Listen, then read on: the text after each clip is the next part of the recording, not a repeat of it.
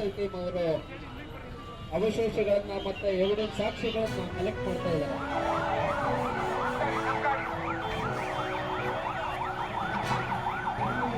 ಸಾಗಿಸುವ ಕಾರ್ಯ ನಡೆಯುತ್ತಿದ್ದು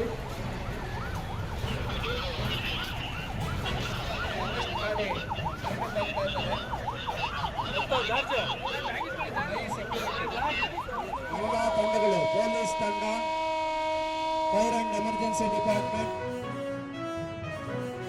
ಪ್ರದರ್ಶನ ಆಯಿತು. ಅದು ಜನರಿಗೆ ಒಂದು ಒಳ್ಳೆಯ ಸಂದೇಶ ನೀಡುವ ನಿಟ್ಟಿನಲ್ಲಿ ಒಳ್ಳೆಯದಾಗಿದೆ. ಮತ್ತೆ ಏನು ಗಡಿ ಭಾಗದಲ್ಲಿ ಯುದ್ಧ ನಡೀತಾ ಇದೆ, ಅದರಿಂದ ಈ ಕಡೆ ಏನಾದರೂ ಬಾಂಬ್ ಸ್ಫೋಟ ಅಥವಾ ಯಾವುದಾದ್ರೂ ಅತತುರ್ಯ ಬೆಂಕಿ ಅವಘಡಗಳಾದರೆ ಜನರು ಯಾವ ರೀತಿ ಅದನ್ನ ಸಂರಕ್ಷಿಸಿಕೊಳ್ಳಬೇಕು, ಬೇರೆಯವ್ರಿಗೆ ಯಾವ ರೀತಿ ಸಹಾಯ ಮಾಡ್ಬೋದು ಅನ್ನೋದನ್ನ ತಿಳ್ಕೊಳ್ಳೋದಕ್ಕೆ ಈ ಒಂದು ಅಣಕು ಪ್ರದರ್ಶನ ಉಪಯುಕ್ತ ಆಗಿದೆ ಅಂತ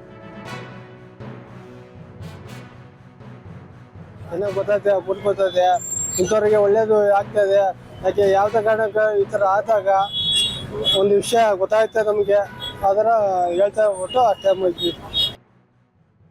ಅವಘಡ ಇಂಥದ್ರ ಬಗ್ಗೆ ಯಾವ ಥರ ಸಾರ್ವಜನಿಕರು ಇದನ್ನು ಎದುರಿಸಬೇಕು ಮತ್ತು ವಿವಿಧ ಇಲಾಖೆಗಳು, ಜಿಲ್ಲಾಡಳಿತ, ಅಗ್ನಿಶಾಮಕ ಇಲಾಖೆ, ಕಾರ್ಖಾನೆಗಳ ಇಲಾಖೆ, ಗೃಹ ಇಲಾಖೆ ಮತ್ತು ಆರೋಗ್ಯ ಇಲಾಖೆ, ಟ್ರಾಫಿಕ್ ಫೋರ್ಸ್ ಇವರೆಲ್ಲ ಅವರ ಒಂದು ಕರ್ತವ್ಯಗಳನ್ನು ಹೇಗೆ ನಿಭಾಯಿಸ್ತಾರೆ ಅನ್ನೋದ್ರ ಬಗ್ಗೆ ಒಂದು ಅಣಕು ಪ್ರದರ್ಶನ ನಡೀತು.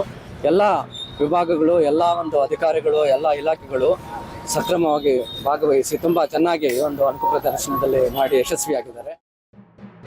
ಹೆಚ್ಚಿನ ರೀತಿಯಲ್ಲಿ ನಮಗೆ ಅಣಕು ಪ್ರದರ್ಶನದಲ್ಲಿ ಭಾಗವಹಿಸಿ ಅವರ ಕರ್ತವ್ಯ ಏನು, ಅವರು ಯಾವ ರೀತಿಯಲ್ಲಿ ಆ್ಯಕ್ಟ್ ಮಾಡಬೇಕಾಗತ್ತೆ ಅದನ್ನೆಲ್ಲ ಅವರು ತಿಳ್ಕೊಬೇಕಾಗತ್ತೆ.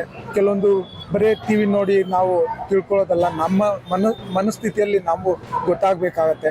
ಯಾವುದೇ ಒಂದು ಅವಘಡ ಅಥವಾ ಯಾವುದೇ ರೀತಿಯಲ್ಲಿ ನಮಗೆ ನಡೆದಾಗ ನಾವು ಜಾಗೃತಿಯಿಂದ ಇರೋಣ.